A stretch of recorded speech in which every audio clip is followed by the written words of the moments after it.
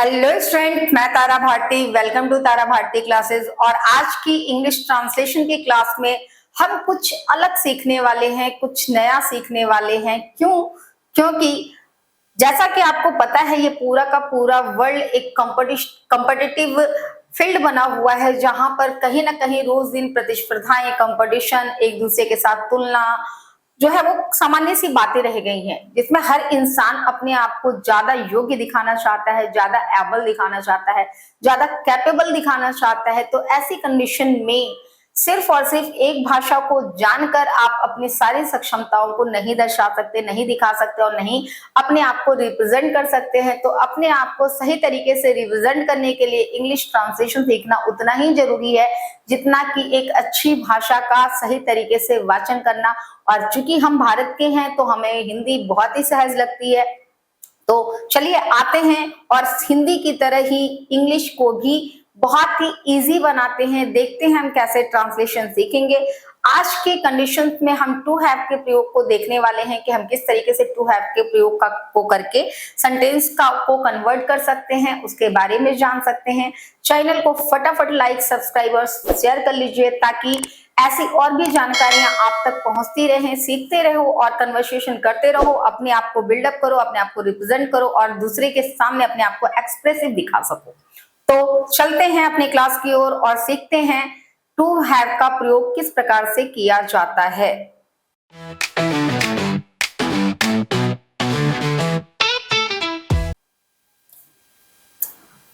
Use of infinitive with verb to have.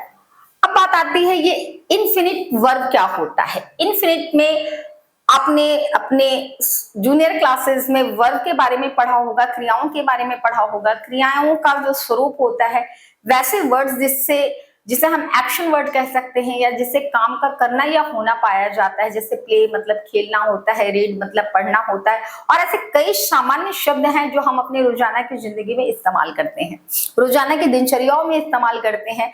लेकिन बात अगर इनको बहुत ही स्टाइलिश तरीके से इस्तेमाल करने की आ जाए तो हम थोड़ा सा कंफ्यूज होने लगते हैं। अभी फिलहाल आपको डरने की आवश्यकता नहीं है, क्योंकि ये सारे के सारे सेंटेंस जो अभी मैं आपको समझा रही हूँ वो कोई भी सेंटेंस आपके टेंस के रिकॉर्डेड नहीं है। वैसे तो ये माना जाता है इंग्लिश ग्रामर के आधार पर कि अगर आपने किसी भी सेंटेंस में मेन वर्ब का यूज किया है तो वो टेंस के अंतर्गत ही आता है। तो यहाँ पर आप इसे इस कैटेगरीज में ला सकते हो कि ये टेंस के अकॉर्डिंग ही है। तो परेशान होने की आवश्यकता नहीं, बहुत ही सरलता से हम इसे सीखेंगे। वर्ब के दो फॉर्म होते हैं, पहला होता है आपका एक्सुअलरी वर्ब और दूसरा होता है लेक्सिकल वर्ब। एक्सुअलरी वर्ब में आपके इज, एम, आर आते हैं जो आपके किसी भी वाक्य को पूरा करने के लिए सहायक होते हैं, जरूरी होते हैं। जैसे कि अगर हमने सिर्फ और सिर्फ लिखा राम बॉय तो ये हमारा पूरा सेंटेंस गलत हो जाएगा। हमें वहां पर उसका पूरा अर्थ निकालने के लिए लिखना पड़ता है राम इज बॉय, यानी राम लड़का है। तो है का जो सेंस कराता है वो इज होता है।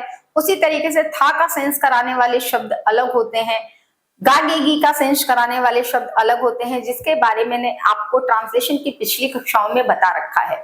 यहाँ पर हम बात करेंगे कि सामान्य सी बात है, जब हम लिखते हैं मैं जाता हूं, ये सरल होता है, बहुत ही आसानी से हम इसे बना लेते हैं। लेकिन मुझे जाना है या मुझे जाना पड़ता है, ये शब्द वाक्य थोड़े से जटिल हो जाते हैं कि हमें सुटेबल ही नहीं लगता कि हम वहां पर कौन सा प्रीपोजिशन यूज करना है या मेन वर्ब यूज करना है, किस तरीके से इस फॉर्मेट को अपनी हिसाब से लिखना है ताकि हमारे वाक्यों का पूरा अर्थ पता चल सके।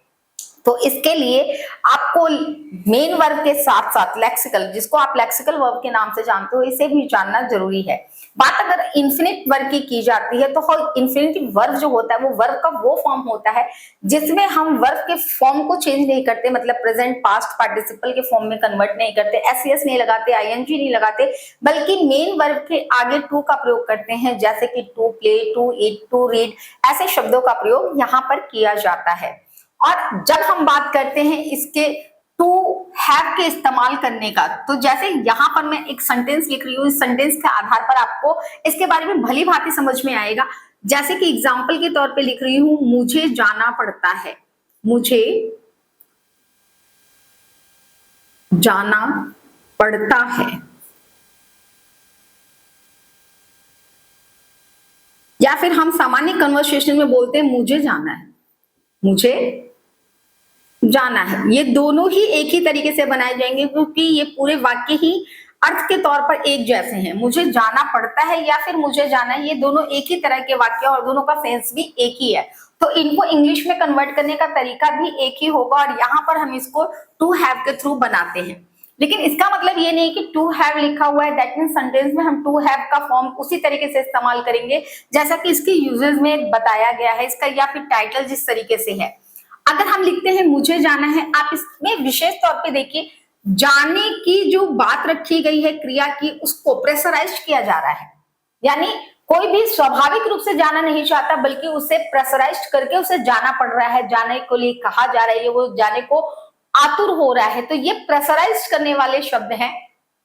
पड़ता है ये कहीं ना कहीं आपकी क्रिया पर प्रेशर लगा रहा है, यानी इस पर दबाव प्रेषित कर रहा है, उसको बहुत ज्यादा प्रेशराइज किया जा रहा है। तो जब हम ऐसे सेंटेंस बनाते हैं तो हमारा जो सेंटेंस का फॉर्मेट होगा ना, वो फॉर्मेट बनेगा। ध्यान से देखिए, समझिए इस चीज को।